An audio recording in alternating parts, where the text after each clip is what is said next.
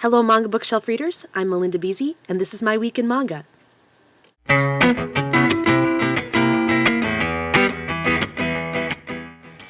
So if you've been following our YouTube feed, you know that we've been working on some fancy new recording methods over here. I hoped I was going to have that in place for this week, but I guess it'll be next week. So in any case, let's take a look at what I've been reading.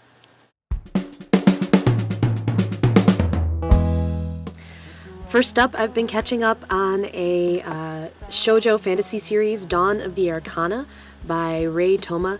I'm still only up to volume 6. I think that 7 have come out at this point, but you should be hearing about this in Bookshelf Briefs coming up maybe next week as I catch up with this series.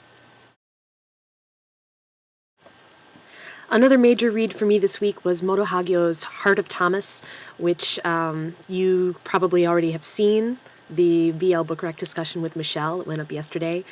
Check out the website for that. We really loved reading that, and it's a pleasure to share it with all of you. So my major solo read this week was Volume 2 of the omnibus release of Loveless. This is out from VIZ. It is a license rescue from Tokyo Pop. Tokyo Pop originally released the series, and then VIZ started out by taking it over from where Tokyo Pop left off. The series is still running in Japan, but then they also started re-releasing the early volumes in these nice big omnibus editions, which I'm very happy for because I missed the series the first time around. I'm a big fan of the author, Yun Kouga. She is responsible for some other series I like a lot, including Gestalt and Crown of Love, which was one of my favorite sort of strange romance series of the past few years. A lot of the things that I like about Crown of Love are the same things that I like about Loveless. Yun Kouga likes her characters messy. She likes her relationships messy. The messier and the more difficult, the better. She also really doesn't shy away from her character's flaws, and that, to me, is a huge asset.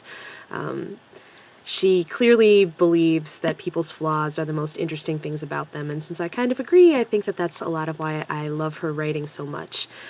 She isn't afraid of her character's flaws and clearly loves them, not always despite their flaws, but sometimes because of them. And I happen to think that flawed people are more beautiful than perfect people, so her kind of writing really works for me.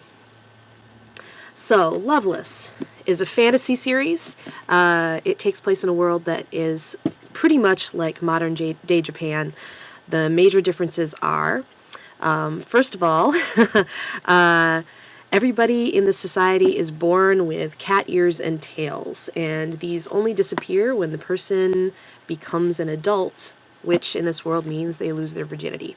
So this is basically sort of every teenager's nightmare, or really even a lot of adults' nightmares, that everyone can see, that fear that everyone can see your level of sexual experience based on something physical, which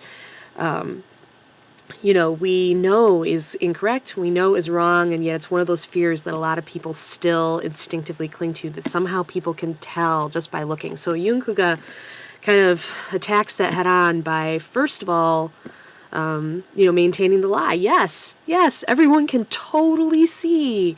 It's terrifying. But then she continues on from that by really not judging any of the characters one way or another. She doesn't take a stance on any kind of moral grounds about people who have become adults and people who haven't, and she clearly loves all her characters equally, and that really, it makes this element work. It sounds like something creepy, but somehow it works, and this is sort of her MO. Back in Crown of Love, one of the things she managed to do was that the main character, the protagonist, was basically sort of a creepy stalker, and she made that work by not trying to romanticize it, not trying to excuse his behavior in any way, but just kind of embracing him for who he was and really letting him be that person and letting us get creeped out by him. letting us all get creeped out by her protagonist and figure out for ourselves whether or not we could still root for him in the situation. And that kind of complex emotional ambiguity really appeals to me a lot. And she does that a lot here as well. Not only with the thing with the cat ears, but also with the characters' other relationships. So the protagonist of Loveless is Ritsuka. He's a 12-year-old boy whose brother has recently been killed. He loved his brother very much, and as it turns out, his brother left him a clue as to who his killer was. It turns out to be an organization called Septimal Moon, which is part of this whole underground magical world that his brother was part of. Without Ritsuka's knowledge.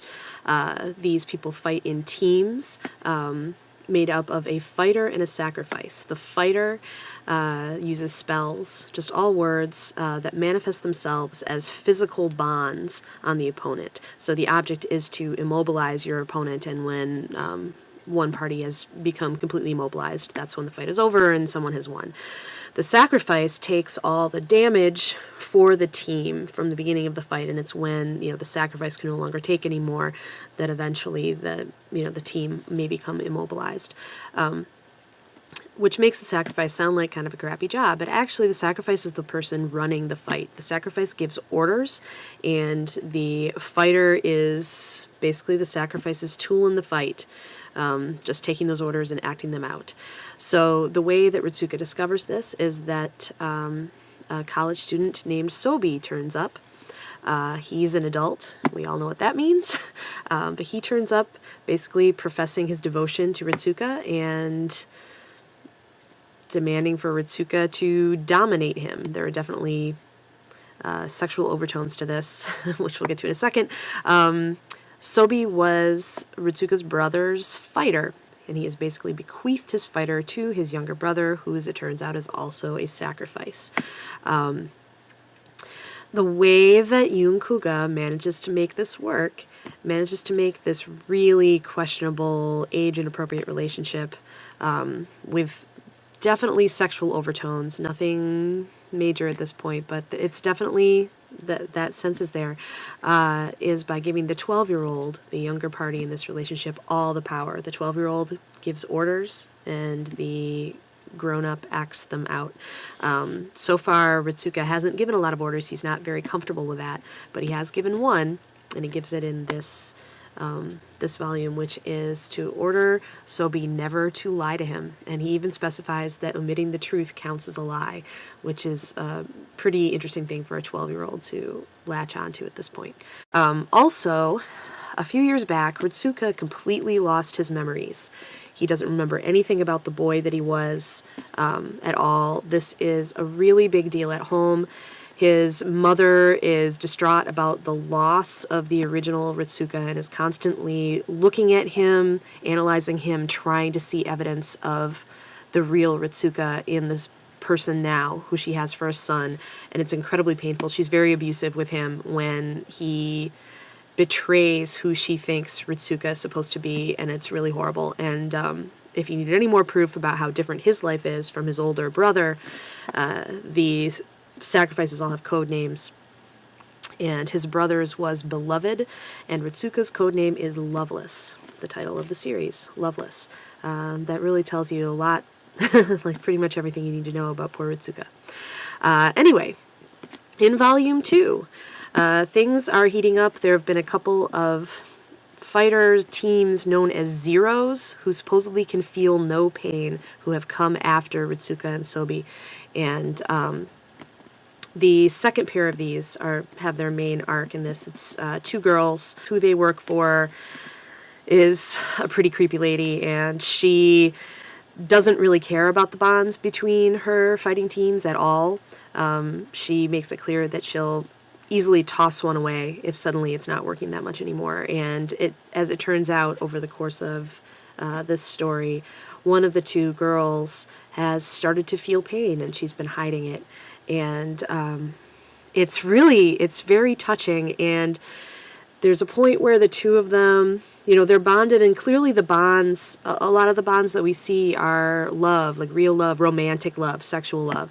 And these two are together. They lost their cat ears to each other. Although, interestingly, one of them wears fake ears so that nobody at school finds out. And it's just kind of an interesting character note at this point. But and the other doesn't care at all about that. She freely walks around without her cat ears. But in any case, the two of them come to the conclusion at some point that there's no choice. The only way to stay together is to sort of follow each other into death.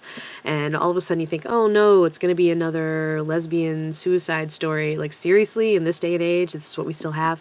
But then eventually you find out what they mean by that, and it's actually really, really awesome. I think their main arc is over at this point, but I really do hope that we see more of them in the story.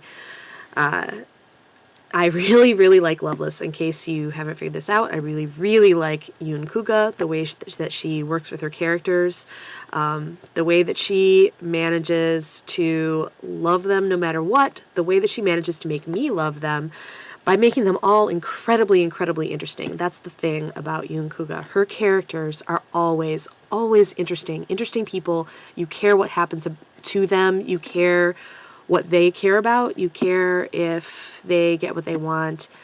You care when they cry, when they lose. And it's not because they're necessarily amazing, perfect people. And in fact, it's usually the opposite. Her characters are never perfect people. They're always incredibly flawed. So, Loveless. If you, like me, are getting the chance to read this series for the very first time, I highly recommend it. I really think Yun Kouga does not get enough credit, partly because of the genres that she writes in. I don't know, there's something about her work that probably appears kind of trashy on the surface, but she really doesn't get enough credit for being such a freaking awesome writer. I mean, she really knows how to create interesting characters and really intense, complex relationships. So, Loveless. Check it out.